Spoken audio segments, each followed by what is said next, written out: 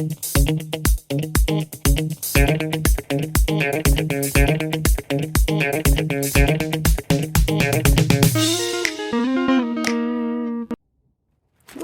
hi.